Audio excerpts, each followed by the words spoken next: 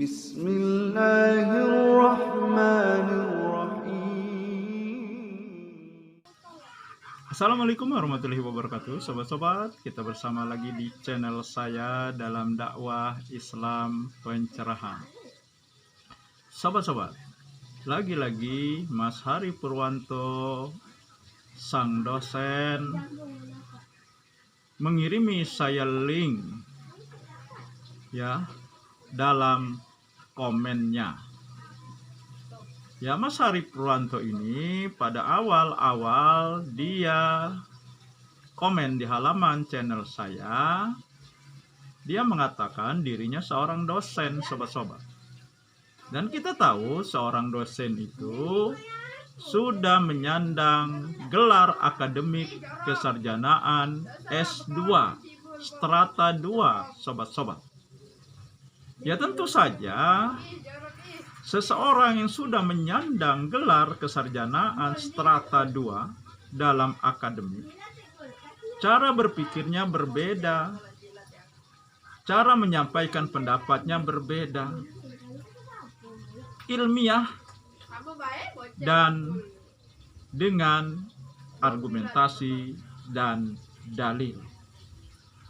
Namun sobat-sobat, semakin hari semakin sering ya Mas Hari Purwanto ini berkomen di channel saya, beliau semakin menunjukkan dirinya sepertinya bukan seorang dosen yang menyandang gelar S2, sobat-sobat.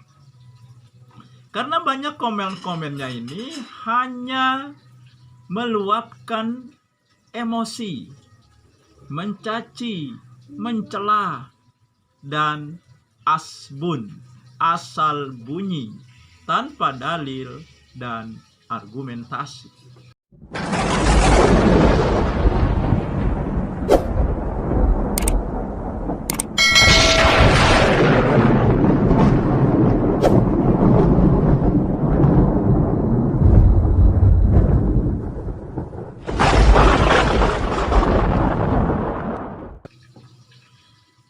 Di awal, dia mengirimi saya link yang ternyata link tersebut setelah saya buka, ceramahnya Gus Baha yang ingin meruntuhkan dalil semua bid'ah sesat.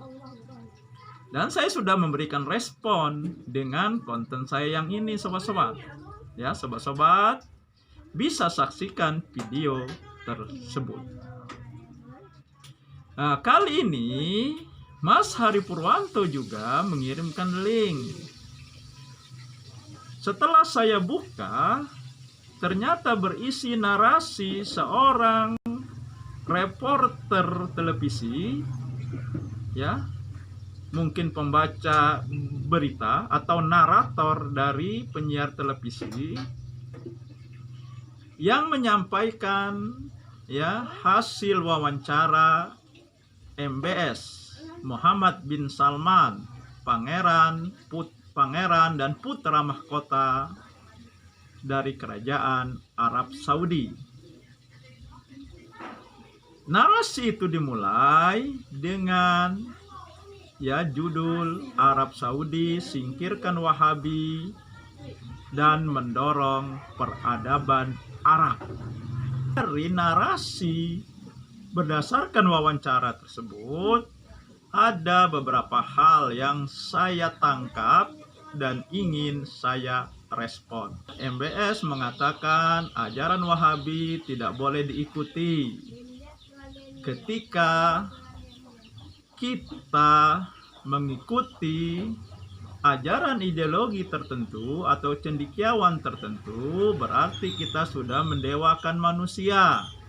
Apa yang dilakukan atau akan dilakukan oleh MBS ini membuat Aswaja KW bersorak-sorai, bergembira karena merasa mendapatkan angin segar, karena mereka berpikir Wahabi akan punah dengan sendirinya, seperti ya komen dari Mas Hari Purwanto.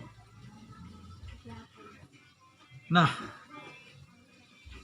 mengenai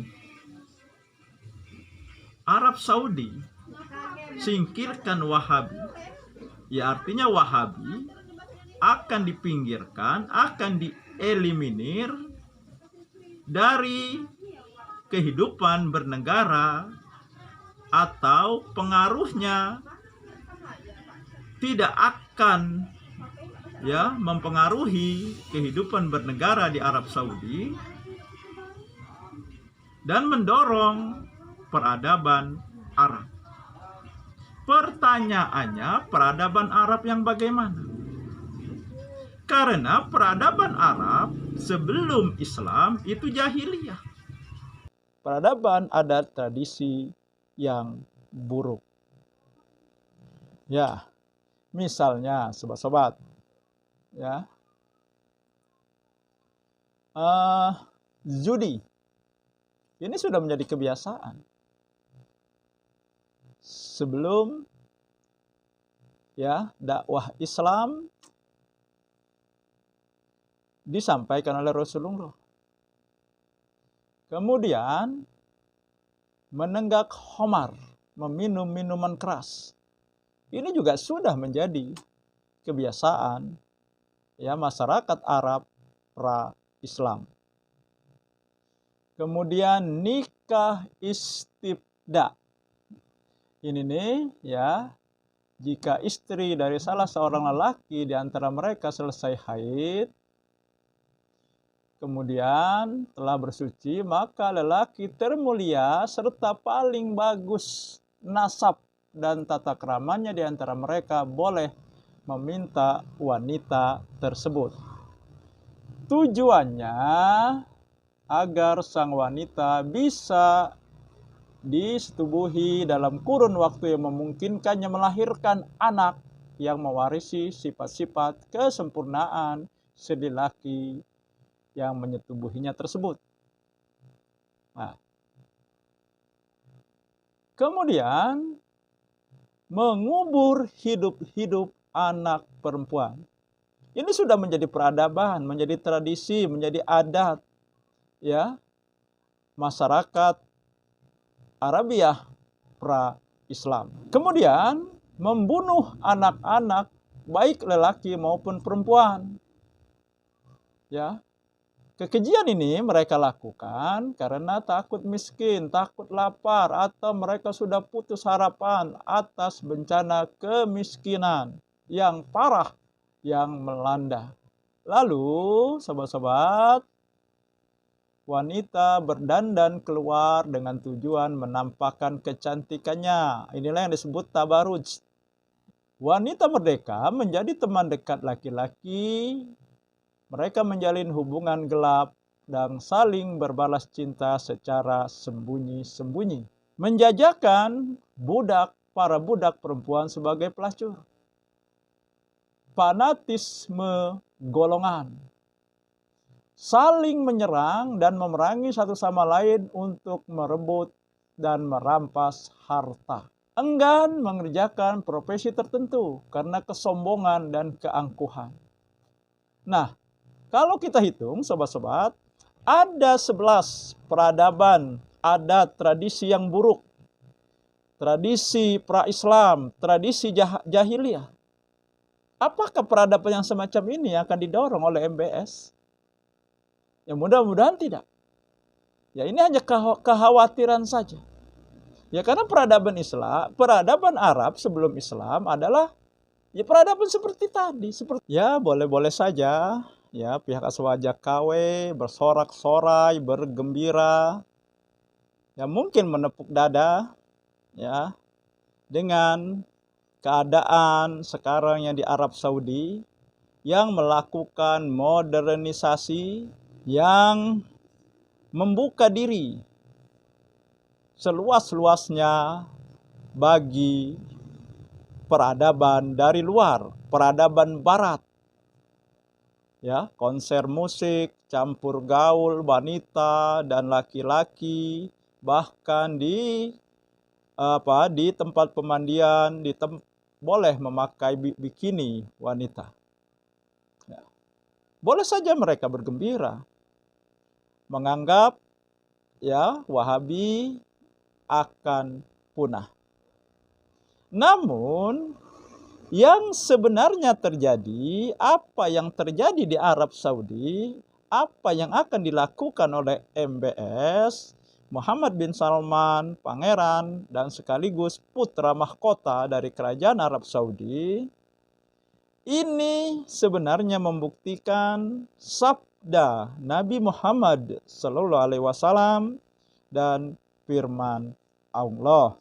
Nah, sobat-sobat, Nabi pernah bersabda, "Ala la fadla la arabiyah ala ajamiyah wala ajamiyah ala arabiyah wala ahmaro ala aswada wala aswada ala ahmaro illa bittaqwa." Nah, ketahuilah bahwa tidak ada keutamaan bagi orang Arab di atas orang Ajam atau non-Arab. Tidak ada keutamaan bagi orang Ajam di atas orang Arab. Juga bagi yang berkulit merah di atas yang berkulit hitam, atau bagi yang berkulit hitam di atas yang berkulit merah, kecuali dengan sebab ketakwaan. Nah, ini kan membuktikan sabda Nabi ini bahwa tidak ada kelebihan antara orang Arab dan non-Arab. Ya, tidak ada kelebihan berdasarkan nasab, berdasarkan keturunan, berdasarkan warna kulit. Tetapi kemuliaan adalah berdasarkan atau dengan ketakwaan. Nah, dan firman Allah, ya, sobat-sobat, di surat Al-Hujurat ayat 13. A'udzubillahi minasyaitonirrajim. Ya ayuhan nas inna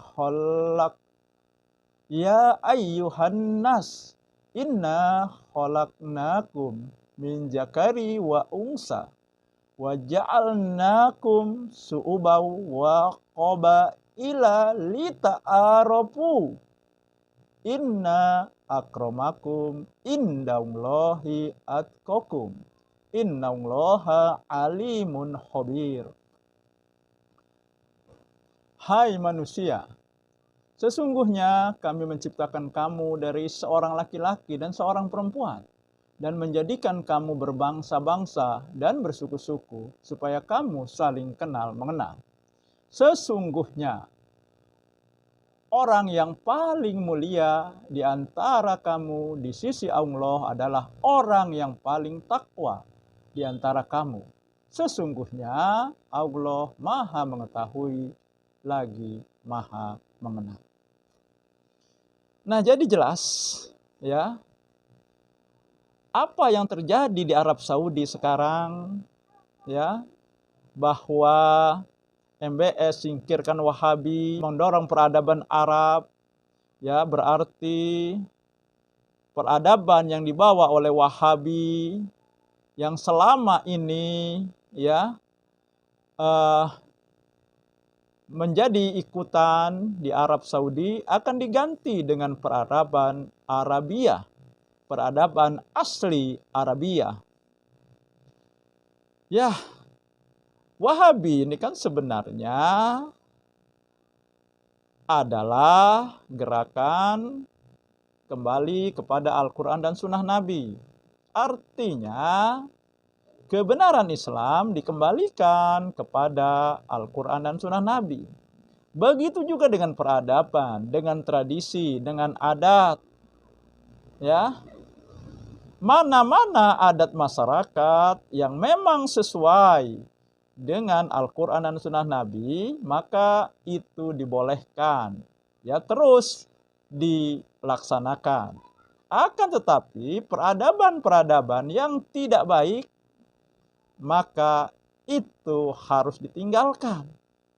Salah satu contoh ya, kebiasaan, tradisi masyarakat Arabia pra-Islam berjudi dan minum khamar. Ini sudah menjadi kebiasaan. Sampai mereka masuk Islam, ya, masyarakat tersebut masih melakukan tradisi meminum khamar. Nah, pada akhirnya, ya, dengan proses yang cukup panjang, maka judi dan khamar ini dilarang. Nah, apakah MBS akan kembali membangkitkan peradaban ini, tradisi ini, adat ini? Nah, berdasarkan hadis dan firman Allah tadi, ya berarti, ya, aswaja KW jangan dulu bersorak-sorai, bergembira, menepuk dada bahwa Wahabi akan punah, atau apa yang terjadi di Arab Saudi, apa yang akan dilakukan oleh MBS itu sebagai bukti bahwa pemahaman Islam, dakwah Islam kembali kepada Al-Quran dan Sunnah Nabi yang dibawa oleh Wahabi itu salah. Belum tentu. Ya, kita tunggu dan lihat saja apa yang akan terjadi berikutnya. Kita ingat, ya, seorang pembaharu, ya, yang bernama Kemal Paşa Atatürk, ya, dari Turki. Turki Utsmani adalah kehalifahan terakhir Islam yang runtuh. Runtuhnya kehalifahan terakhir Islam ini, ya, ada peran dari Kemal Paşa Atatürk ini. Ya.